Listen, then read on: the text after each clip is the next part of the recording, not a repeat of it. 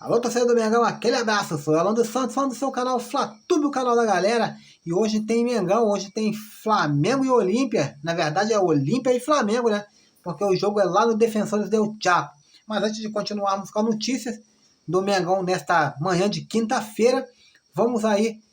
Eu peço encarecidamente que você se inscreva no canal, ative o sininho de notificação para não perder nossos vídeos.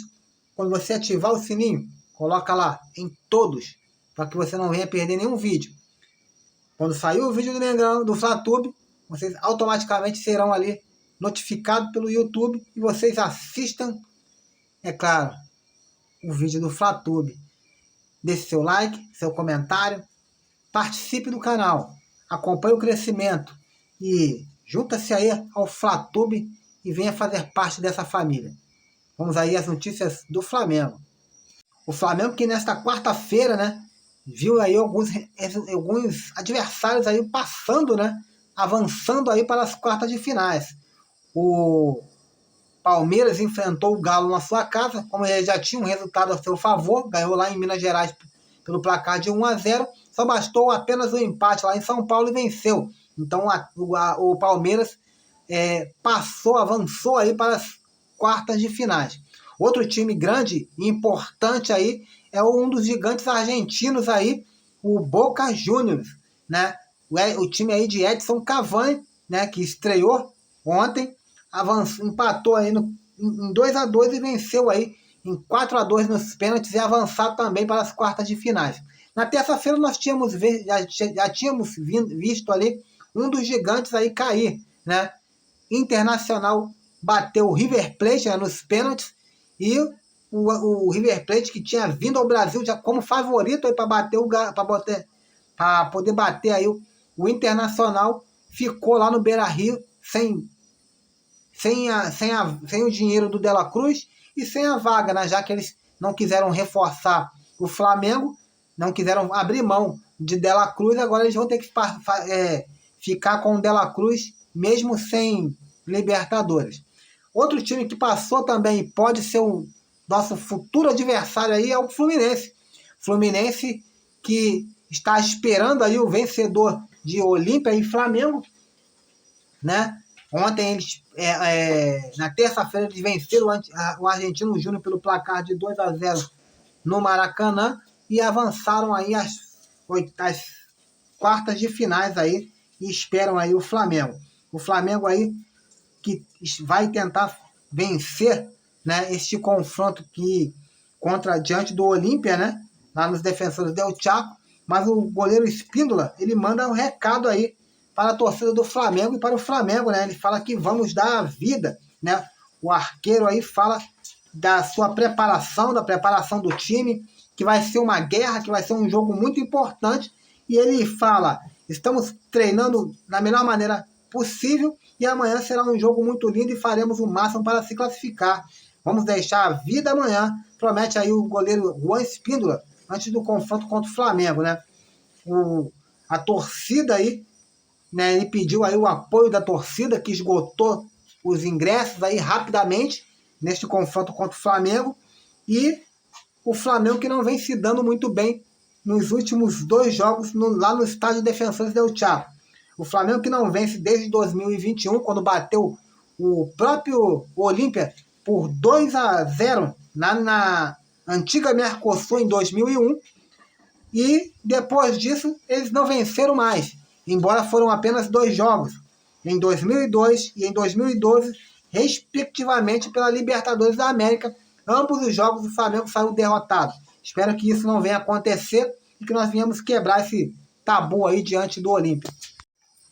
Gabigol sofre torção no tornozelo, mas não preocupa para o jogo de logo mais aí contra o Olímpia, né? Pelo menos essa é a notícia aí que saiu aí no GE. Os torcedores aí ficaram apreensivos quando souberam, mas o jogador, ele apenas não concluiu o treinamento com o restante do elenco, ficou ali fazendo ali o tratamento ali. A lesão foi constatada que é uma lesão leve, e não tem problema algum de tirar aí, não tem perigo algum de tirar aí o Gabigol, aí, o camisa 10 do Flamengo, né, para esse jogo importantíssimo aí contra o Olímpia, né? E vamos enfrentar uma guerra. O Flamengo tem que entrar concentrado, cada minuto, cada dividida vai ser como se fosse a última dividida e ligar aí a chave aí para rumo à classificação e enfrentar o time do Fluminense numa possível semifinal aí, para a gente poder estar eliminando aí o Tricolor. Já eliminamos eles da Copa do Brasil e vamos eliminar eles também aí na Libertadores da América e mostrar quem é o pai de quem. A CBF pode mudar datas de jogos do Flamengo a depender da sequência aí da Copa do Brasil. A final da Copa do Brasil será disputada em 2 domingos. A Confederação Brasileira de Futebol, a CBF, terá a missão de ajustar o calendário de futebol nacional devido à final da Copa do Brasil. Isso acontecerá pelo fato da decisão da competição ser disputada nos dias 17 e 24 de setembro, sendo 2 domingos. Mas nos dias 13 e 20 do mesmo mês tem rodada do Campeonato Brasileiro. Para resolver o problema, a CBF colocou asteriscos nos nomes de Flamengo e Grêmio, São Paulo e Corinthians, informando que esses times têm jogos que podem ser remarcados, já que tudo irá depender aí do que vai acontecer aí na semifinal da Copa do Brasil.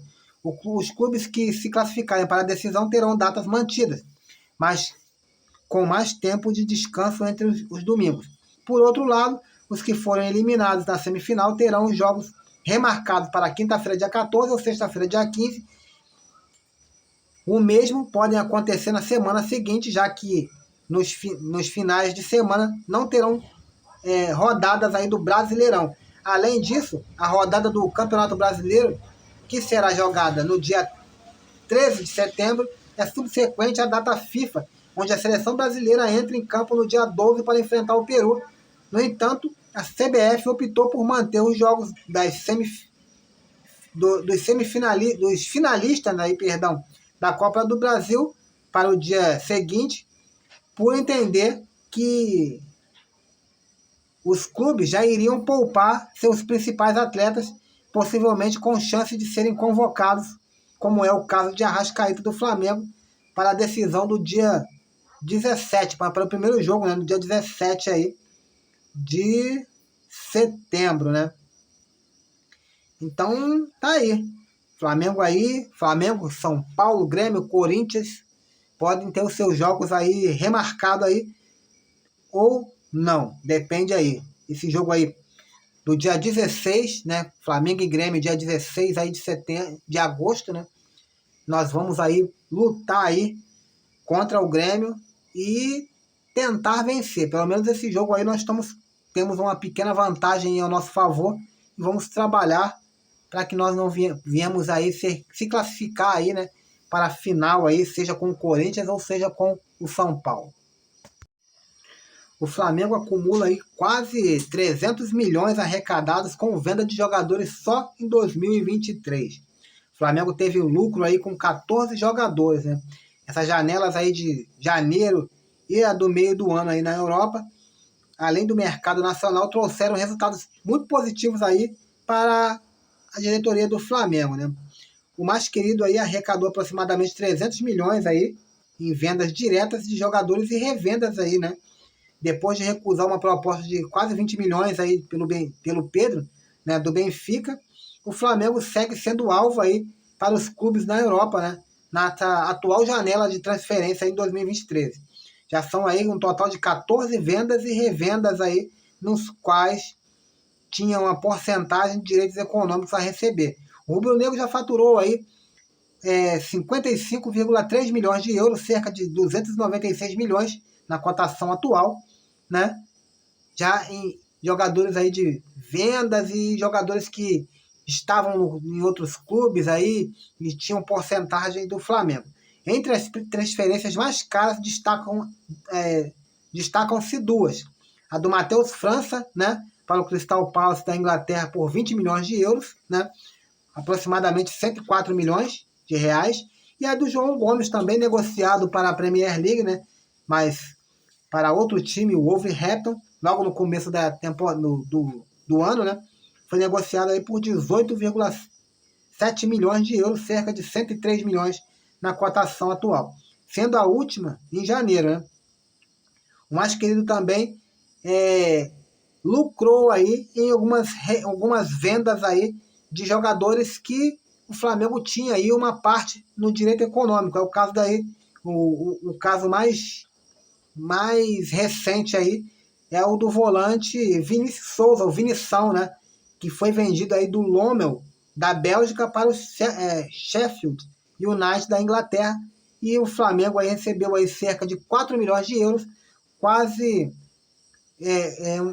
na cotação atual aí, cerca de 26 milhões de reais. A lista aí de jogadores que o Flamengo vendeu aí nessa remessa de 2023 foram Matheus França, né? Foi vendido para o Crystal Palace, João Gomes para o Wolverhampton, Mateusão para o Shaab, né, da Arábia Saudita, Ramon para o Olympiacos, né, Gustavo Henrique para o Fenerbahçe, Vitor Gabriel para o Gangwon da Coreia, né, Tuller para o Vissel Kobe, Otávio para o Famalicão e Marinho para o Fortaleza aí. Fora as revendas aí de Mateusão, Pablo Mari, que estavam respectivamente aí no Monza, Richard Rios, né, que foi contratado aí do Guarani para o Palmeiras, e do Max, né, atacante aí que está no Colorado Rapids. Então o Flamengo, com essas brincadeiras todas aí, o Flamengo arrecadou aí quase 300 milhões aí de reais aí, né? Muita grana mesmo entrando nos cofres do Flamengo, né? Espero que use com sabedoria essa grana, né? E espero que ano que vem, na janela de janeiro ali, a gente consiga ter mais sucesso nas contratações, né? Já que essa janela aí de meio de ano mostrou muito a incompetência do Marcos Braz, né? É um cara que está no Flamengo aí, ganhou muito nome com a era Jorge Jesus, ganhou os créditos sem ter feito nada, porque quem contratou mesmo foi por causa do Paulo Pelaipe, vocês sabem disso, né? Se não fosse o Paulo Pelaipe, nós nunca veríamos Jorge Jesus no Flamengo. Vamos falar de mercado, já que estamos aí falando de mercado da bola, dos ganhos aí do Flamengo. O Al Nassr pode aumentar a proposta por Léo Pereira, zagueiro do Flamengo, né? Já que com a janela fechada aí de transferência para os clubes brasileiros aí, o Al Nassr aí tenta aí reforçar aí o seu elenco, né? No entanto, o Al Nassr da Arábia Saudita está fortemente interessado em Léo Pereira. De acordo com o Vene Casagrande, o interesse dos sauditas no zagueiro é antigo. Em junho, André Cury fez uma consulta sobre a Arrascaeta, mas o Flamengo relatou que só vendia o uruguaio pela multa rescisória. O desejo de contratar Léo Pereira também foi externado, mas os contratos esfriaram naquela época. Dessa vez, o empresário Carlos Leite, que trouxe novamente a proposta do Al Nassr, existe agora uma grande possibilidade, né? A primeira oferta foi aí de 15 milhões de euros, 15 milhões de dólares, foi o que ofereceram aí ao Flamengo aí para contratar aí o Léo Pereira. A proposta pode ser aumentada a qualquer momento, mas o rubro-negro segue fazendo jogo duro e a princípio não tem interesse em negociar, uma vez que a nossa janela de transferência está fechada aí, nós não temos chance nem de contratar ninguém, né? Teremos que estar usando aí, se caso Léo Pereira é vendido, nós teríamos aí que contar aí para o restante da temporada com os zagueiros Fabrício Bruno e Davi Luiz, que respectivamente seriam a zaga titular, e aí talvez daria mais espaço aí para Pablo e Rodrigo Caio e o garoto Cleiton, né? Essas são as notícias aí do Flamengo nesta manhã de quinta-feira. Eu prometo que volto mais tarde aí, falando de uma possível pré-escalação aí, né? Formação do Flamengo, E vamos aí ver aí as notícias aí, para a gente poder estar atualizando aí vocês nesse jogo aí, que vai ser um jogaço de bola, um jogo importante, um jogo mais importante para nós rubro-negros, né? Que vai ser esse jogo contra o Olímpia aí, e vamos ter fé e vamos torcer aí que o nosso Flamengo aí venha sair vencedor desse jogo.